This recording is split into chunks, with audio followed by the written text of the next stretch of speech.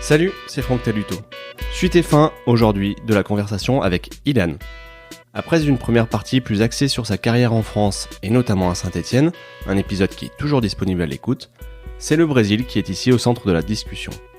Ilan nous raconte sa région de naissance, ses débuts dans le futsal puis chez les pros, ce que représente l'équipe nationale dont il a porté les couleurs à Geoffroy Guichard en 2003 et la situation politique du pays. Dessous de verre, 13e numéro, 2e épisode, c'est parti.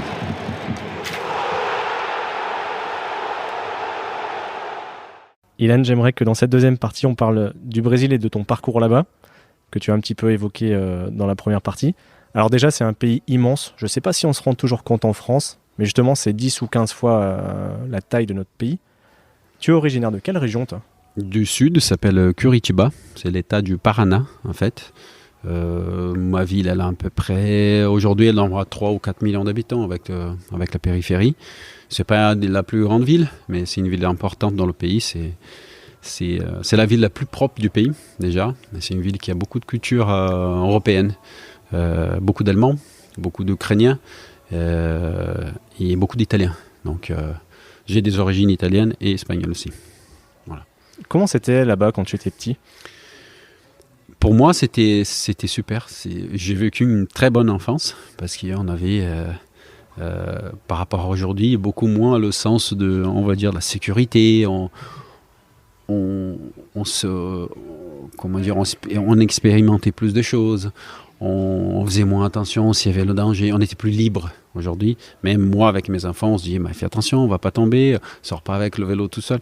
Nous, on n'avait pas ça. On avait vraiment l'enfance limpide de se dire...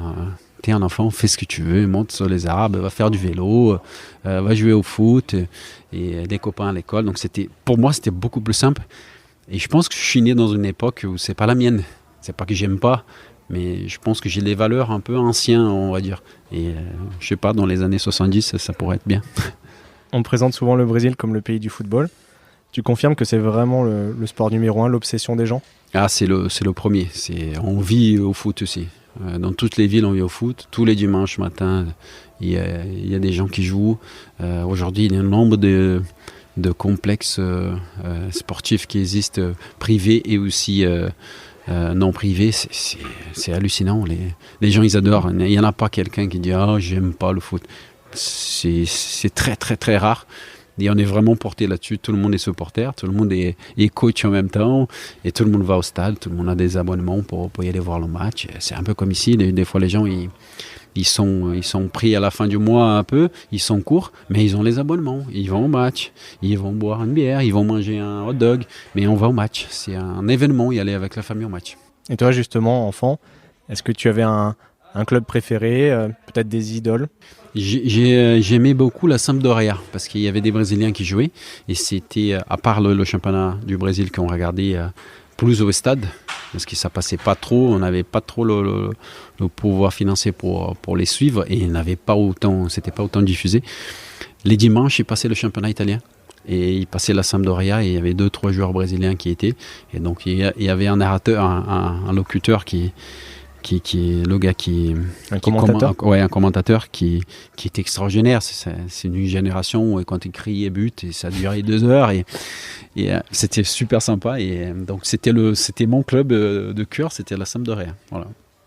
Et toi, au niveau de la pratique, comment ça commence ? Est-ce que c'est de famille déjà, le foot ? C'est de famille parce que mon père, il était pro. Il a arrêté à 23 ans parce qu'il devait partir au Mexique, mais il a rencontré ma maman dans un bus en long trajet, et finalement il a tout laissé pour elle, donc c'est beau, mais il a fait une bonne carrière. Il a été à Santos juste à l'époque de Pelé aussi, et depuis tout petit, comme je disais, depuis 5 ans je faisais du futsal déjà, et après entre 11 et 14 on faisait du futsal et aussi du terrain. Donc on faisait les deux, et le soir on allait à l'école. Donc c'était des journées très très chargées.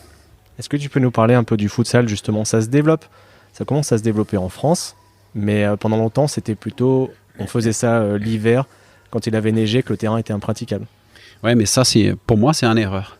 On ne peut pas mettre des gamins qui ont 5-6 ans dans un terrain qui fait 80 mètres par 60. C'est impossible. On n'a pas la notion d'espace. Et le futsal, ça développe énormément ça. Ça développe aussi la discipline. Ça développe d'être habile avec le ballon, parce que l'espace est court. On utilise beaucoup la semelle. Tu es obligé ça c'est l'aspect technique, de protéger le ballon. Il y a beaucoup de choses qui fait qu'on est très très habile et qu'on gagne beaucoup plus en étant au futsal que sur le terrain. Après, quand on grandit, le club il avait instauré ça là-bas. Une fois qu'on a 10 ans, 11 ans, qu'on a un peu plus de notion, qu'on peut y aller un peu plus loin avec ses jambes, on y va sur le terrain. Mais moi je trouve qu'on devrait commencer par le futsal ici. Ou commencer sur un synthétique mais plus petit, parce qu'après on fait des jeux réduits ici, mais après on coupe le terrain en deux. Tu n'as pas la même notion des lignes. Il faut vraiment que ce soit des championnats comme ça. Moi je trouve que c'est super intéressant, et quand on voit les joueurs qui sont les plus habiles au monde, ils sortent 90% du futsal.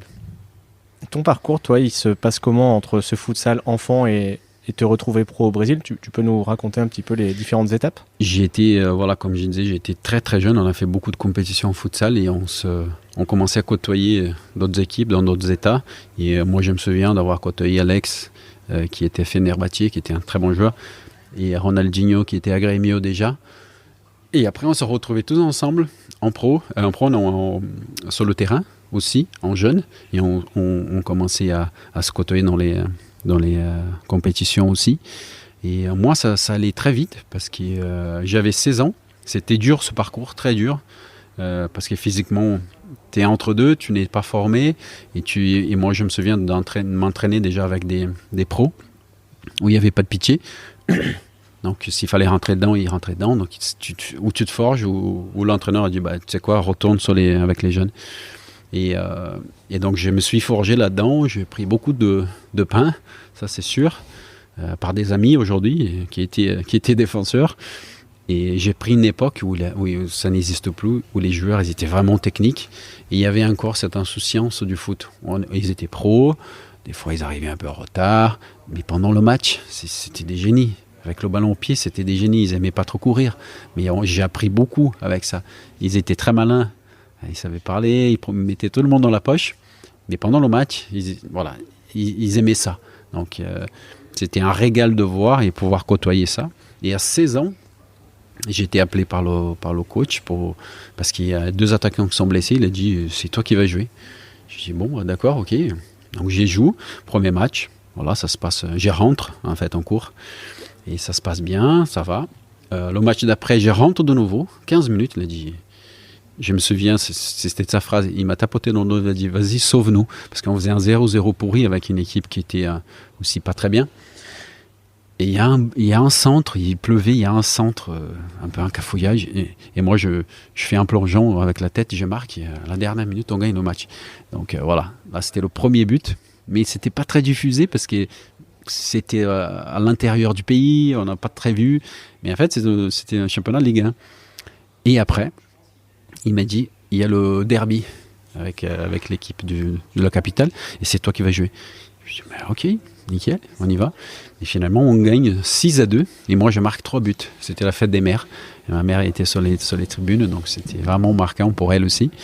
Et à partir de là, voilà, j'ai ouvert un peu les portes, et j'ai passé des très, très, très bons moments, jusqu'à l'époque où j'étais champion du Brésil. Et c'est une autre façon de voir le foot. C'est vraiment différent d'ici. C'est autre chose. C'est difficile à expliquer. Ça pourrait être long à expliquer, mais c'est vraiment différent. Les gens, ils adorent ça. Après, on est un peu moins respecté, on va dire, par les supporters. Si ça va pas, ils vont t'engueuler un peu. Donc, j'ai sorti beaucoup moins. On sortait presque plus. Des fois, j'allais manger avec mes parents. Et des fois, tu étais embêté. Mais bon, ça fait partie de la culture là-bas. Voilà. Et au niveau du niveau, justement, toi qui as connu ensuite la Ligue 1, la Première Ligue, comment tu juges le championnat brésilien de cette époque-là et même d'aujourd'hui? Aujourd'hui, on a perdu beaucoup de qualités techniques. On a donné beaucoup d'importance au côté physique au Brésil. Et la formation, pour moi, elle est moins bonne parce qu'on n'arrive pas à garder les bonnes gens sur les centres du club. Moi, je pense que ce sont des joueurs qui sont passés dans les clubs, qui doivent être là, qui doivent enseigner les jeunes qui viennent. Parce qu'ils ont une identité avec le club. Et finalement, aujourd'hui, c'est c'est pas un reproche, mais on fait appel à beaucoup des gens de bureau, de machin, pour être dans des postes très importants. Et je trouve que ça, c'est pas bon. Il faut vraiment que ce soit des joueurs qui sont passés dans le club, qui puissent enseigner tout ça, et ils ont vécu là-dedans. Et notre problème, c'est qu'on a fait partir énormément de bons joueurs, des très bons joueurs de qualité. Donc celui-là qui devrait être formé avec ces joueurs de qualité à côté, ils n'ont plus de miroir en fait. Ils ont un joueur qui va courir beaucoup mais qui a pas trop de technique, et finalement on perd la technique à chaque fois. Ça revient un peu, mais même la formation, elle devient compliquée parce qu'on n'a plus de miroir. Nos miroirs de qualité, ils sont en Europe. Donc on ne peut pas côtoyer. Il faut qu'un gamin côtoie un joueur de qualité pour qu'il se serve de miroir, pour qu'il puisse être bon aussi. Il y a énormément de joueurs brésiliens qui évoluent ailleurs dans le monde. Je crois que c'est le pays avec la France qui exporte le plus de footballeurs. D'où ça vient ? Est-ce que c'est un besoin économique des clubs ? Est-ce que c'est une volonté des joueurs d'aller justement en Europe, comme tu le disais ? Ça vient d'où cette exportation ? C'est un peu de tout. C'est un peu ça. C'est un peu parce que ça passe par là aussi des très bonnes carrières. Ça passe par la mauvaise gestion des clubs. Parce que la grande majorité des clubs, ils ont 45 joueurs sur contrat. Mais il y en a 11 qui jouent. Et il y a une vingtaine qui vont être, 19 qui vont être sur les bancs. Sur le banc et sur le terrain pendant les matchs. Donc finalement, ils ont trop de joueurs. Et ils perdent des bons joueurs comme ça, énormément. Donc c'est une mauvaise gestion. Ils n'ont pas besoin d'avoir 45 joueurs. Il fallait réduire le nombre et garder plus de qualité. Mais finalement, dans ce nombre-là, il y a énormément de joueurs de qualité qui partent. Pourquoi ? Parce que ils n'ont pas la chance avec l'entraîneur qui est là. L'entraîneur, il est là pendant 3 mois, il est changé. 3 mois après, il y a un autre qui arrive. Donc il n'y a pas de ligne de conduite. Tant que le Brésil n'a pas des patrons et des propriétaires des clubs, ça ne va pas changer. Parce que là-bas, si on a des dettes, on passe au suivant. Et on repasse au suivant, et on repasse au suivant. Et c'est toujours le supporter qui paye. Il va payer, donc c'est lui qui va payer les dettes du club, finalement. Mais il n'y en a pas un patron qui dit, bon, moi, le club, il est à moi. Il y a quelques clubs qui sont comme ça. Et le club où j'ai joué, qui c'est l'Atlético Paranaense, il fait ça depuis des années. On voit son stade, c'est le même que le stade à Lille. Sauf qu'il était fait déjà une dizaine d'années en arrière. Il avait eu du synthétique dedans. C'est un stade très moderne, on ne se rend pas compte. Le centre de formation, il fait plus de 14 000 m². C'est énorme. Il y a tout. Il y a tous les âges. Mais si on voit qui travaillent, ce sont souvent des joueurs qui étaient champions avec moi en 2001. Ils sont sur 7-8 postes très importants au club. Parce que ce sont des joueurs qui ont une très forte identité avec le club. Et ce club-là, il a vendu récemment Bruno Guimarães à Lyon. Il a vendu Renan Lodi au Atlético de Madrid. Il a vendu le défenseur Bamboula à Nice. Donc, tous les ans, ils vendent Fernandinho, qui est à Manchester City. Je peux citer des cinquantaines de noms. Ils vendent énormément de très bons joueurs. Mais ils les forment, ces joueurs-là. Ils ont cette capacité de former. Dès l'école, jusqu'à qu'ils partent. Donc, la formation, elle est très importante. Mais on perd ça au Brésil aussi. Traditionnellement, l'étendard de la formation brésilienne, ce sont les joueurs offensifs, les Pelé, Ronaldo, Ronaldinho, etc. Et pourtant, depuis quelques années, on voit beaucoup de très bons gardiens. Et Jérémy Janot me disait que tu l'avais expliqué que ça venait de la formation des gardiens, justement, qu'on les faisait jouer dans le champ. Oui, au départ, parce que les gardiens, quand on fait des matchs de gamins, ils sont pas trop au travail. Ils vont recevoir un frappe pendant 10 minutes, il n'y a rien qui se passe après. Donc les entraîneurs, ils mettent les gardiens au champ. Ils mettent pour faire des conservations de balles, des tout petits. Ils enlèvent les gants et ils travaillent avec les pieds. Et après, eux, ils travaillent énormément. Ici en France, les gardiens, ils travaillent beaucoup. Eux, là-bas, ils ont des méthodes même un peu trop drastiques. Je me souviens, à chaque fois qu'il pleuvait beaucoup, nous, des fois, on ne s'entraînait pas parce qu'il y avait pas mal de flaques sur le terrain. On se dit, bon, on ne va pas se blesser. Les gardiens, tous dehors, travailler pendant qu'il pleut, pendant les matchs, pendant les pires conditions. Et eux, ils étaient prêts à tout. Physiquement, ils étaient très bons. Au pied, ils étaient très bons. Ils étaient grands. Parce que ce club-là, en l'occurrence, l'Atlético Paranaense, il faisait une sélection des joueurs déjà et des gamins très grands au départ. Ils n'acceptaient pas les petits. Ils regardaient leurs parents. C'est un peu poussé, mais ils demandaient quelle taille fait ton papa et ta maman et tes grands-parents. Donc le gamin, il fallait qu'il rapporte ça. Parce qu'on ne peut pas être grand, énorme, et nos parents, c'est comme ça. Et au contraire aussi. Et finalement, ils faisaient un tri super important déjà dès le départ. Donc à l'arrivée, c'était vraiment l'entraînement qui faisait la différence. Et je pense que c'est un poste où le gars, s'il est sérieux, il s'entraîne, il peut progresser énormément.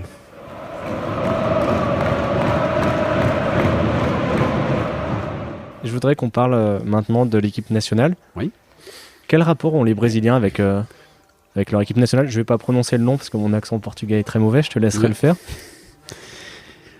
Je pense que c'est un rapport de fierté avec la sélection, de fierté, d'amour, de patriotisme, de tout. Parce que quand on est là-bas, il y a une pression énorme.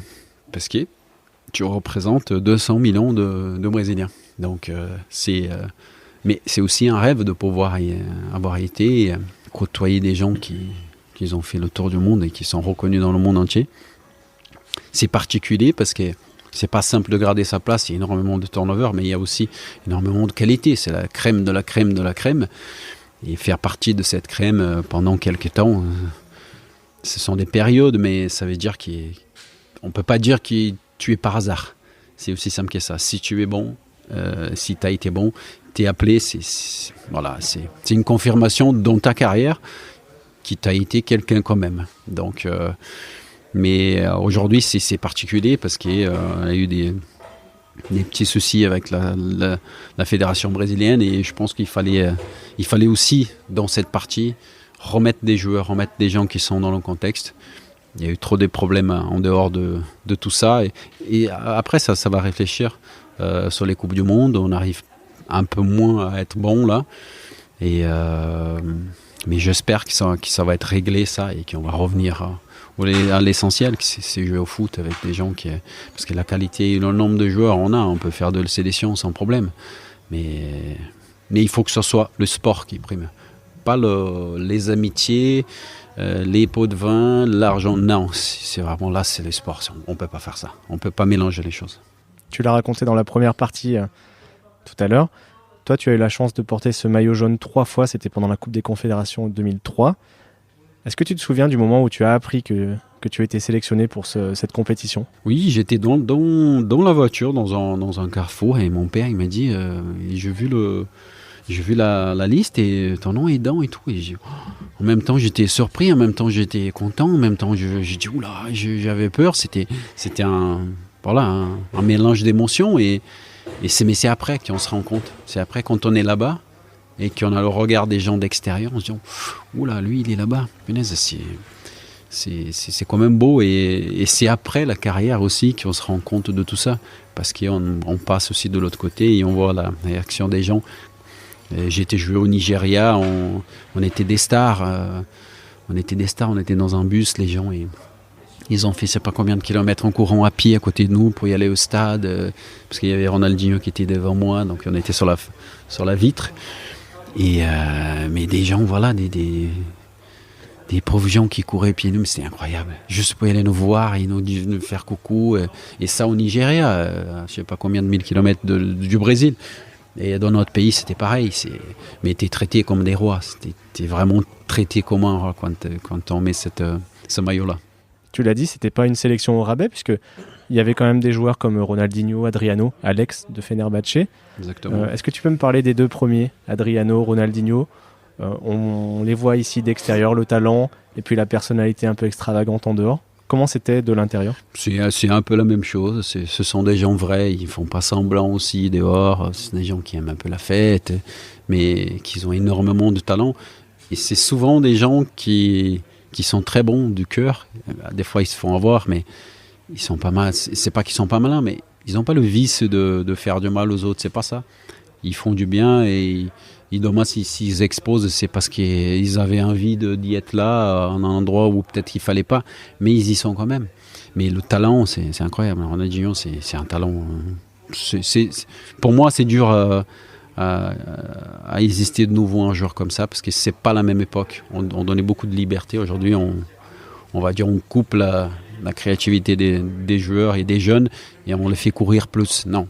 Donc ce joueur-là, ce qu'il faisait avec le ballon, même pendant le chauffement, des fois on se chauffait à l'intérieur, au vestiaire, lui il faisait une boule de chaussettes et il jonglait avec la tête, avec les épaules, avec une boule de chaussettes. Et il était trempé en sueur, voilà, il était chauffé. C'était ça. Adriano, c'était une puissance et aussi un joueur de beaucoup de talent. Et il a fait des très bonnes saisons en Italie. Et après, il a perdu son papa. C'est la chose qui l'a mis un coup vraiment, parce que c'était vraiment son comment dire, il avait une connexion très forte avec son papa à Rio. Et il a perdu, lui, assez jeune, son père assez jeune. Et de là, il a perdu un peu les moyens. Il était beaucoup moins épaulé. Il était tout seul là-bas en Italie. Les gens, ils ne savent pas. Et finalement, il n'a pas arrivé à sortir de cette spirale. Et après, sa carrière, elle a continué, mais pas comme elle devait être.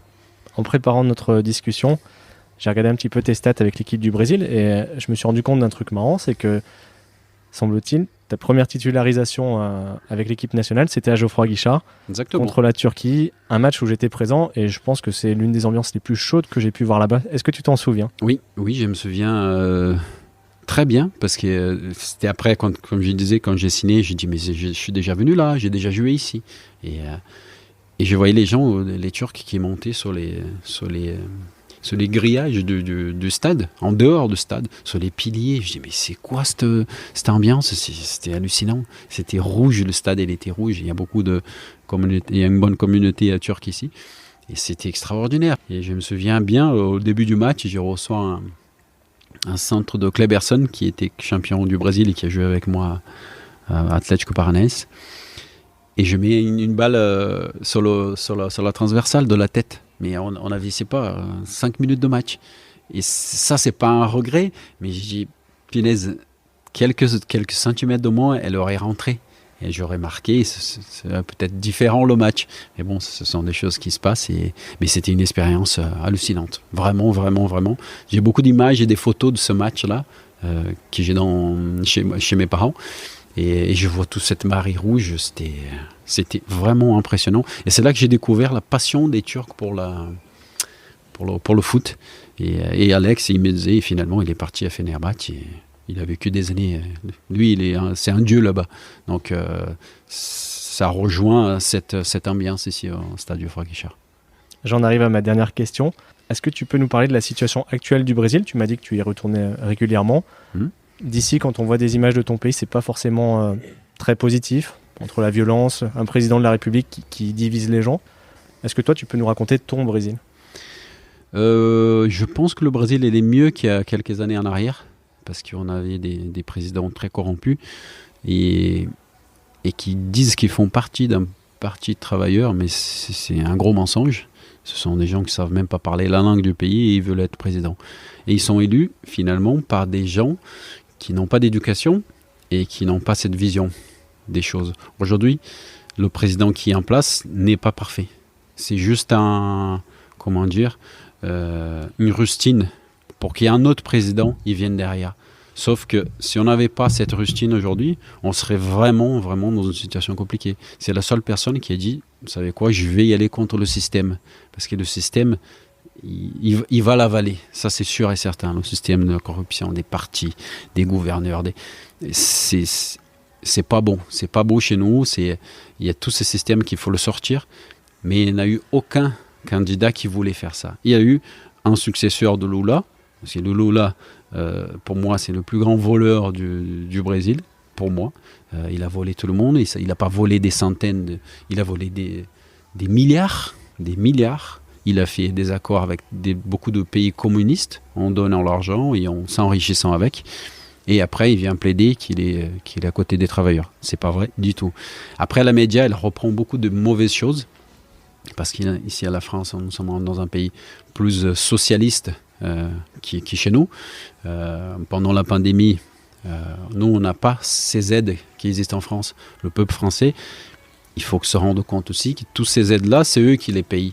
Mais c'est que ça existe qu'en France. Et on doit se dire, vous savez quoi, quand il faut travailler, je vais aller travailler. Je ne vais pas me mettre en arrêt parce que je coupais le doigt. Moi, je pense qu'il faut voir les choses ici comme ça. Parce que Les Français, ils ont une chance immense d'avoir un pays et d'avoir des conditions de vie comme ça, conditions sociales. Nous, on n'a aucune aide. Donc, comment on va faire mettre en confinement les gens? Si les gens, s'ils ne travaillent pas, ils n'ont pas à manger. Les gars qui vendent au pop-corn dans les parcs, s'ils ne vont pas, ces enfants, ils ne vont pas manger. Il y a eu beaucoup de suicides chez nous à cause de ça. Parce que dès par exemple confinés, les gens, ils ne pouvaient pas travailler. Et une fois que tu ne travailles pas, tu n'as pas l'argent et tu nourris pas tes enfants. Tu fais quoi? Il y a eu pas mal de choses comme ça. Mais, de l'autre côté, on parle, on va dire, de la pandémie là en ce moment. Les gens, ils s'immunisent, ils continuent à travailler. Et aussi, c'est une question d'éducation. C'est une question d'éducation. Il y a beaucoup moins d'éducation qu'en France. Le pays, il y a 200 et quelques millions d'habitants. C'est grand, c'est difficile à confiner tout le monde. C'est des conditions particulières. C'est des conditions vraiment particulières. Et quand je vois à la télé qu'ils reprennent les mauvaises choses, vas-y au fond des choses. Explique que le pays fait 7-8 fois la France et qu'il y a 40 millions de joueurs qui ne sont pas déclarés. À partir de là, tu vas commencer à voir les choses différemment et on va se dire, bon, ils n'ont pas un système de santé qui est au top. On a des très bons hôpitaux, mais il faut être privé. Donc il faut quand même revenir à la baisse et ne pas écouter et dire que le président, comme je disais, je ne suis pas pour lui entièrement, mais je trouve que c'est la roustine qu'il fallait aujourd'hui. Mais il faut qu'on prépare quelqu'un d'intelligent et quelqu'un qui représente le Brésil vraiment dans l'avenir. Parce que sinon, on va revenir à une spirale et on va redescendre. Alors pour finir sur une note plus légère, est-ce que tu nous encourages à y aller? Et si oui, quelle région tu recommandes de visiter? Il y a énormément d'endroits à connaître au Brésil et je dis vraiment d'y aller parce que les gens, ils sont super gentils. Ils adorent les étrangers chez nous. Ils adorent même plus les étrangers que les Brésiliens. Des fois, c'est même compliqué. Et il y a énormément. Ça dépend ce qu'on veut voir. Si on veut voir des grandes plages, si on veut voir des grandes végétations, si on veut voir des dunes, si on veut voir du froid, si on veut bien manger, si on aime la fête ou pas, ou la tranquillité, il y a la campagne, il y a tout. Il y a tout ce qu'il faut. C'est juste préciser bien ce que vous voulez voir et vous tapez un peu sur l'internet, on trouve et aussi la beauté, la beauté naturelle du pays, elle est énorme. Mais il ne faut pas oublier, les Brésiliens, ils sont super sympas et ils vont vous accueillir très bien. Ilan, merci beaucoup, c'était un vrai plaisir de t'avoir à ce micro. Merci. À bientôt. Au revoir. Merci à Ilan pour sa disponibilité et merci à vous d'avoir écouté cette deuxième partie. J'espère que le récit du Brésil vous aura passionné autant que moi. Et si c'est le cas, n'hésitez pas à partager le podcast avec vos proches et sur vos réseaux sociaux. N'hésitez pas non plus à lui mettre 5 étoiles et un commentaire sur Apple Podcast, ça m'aidera beaucoup.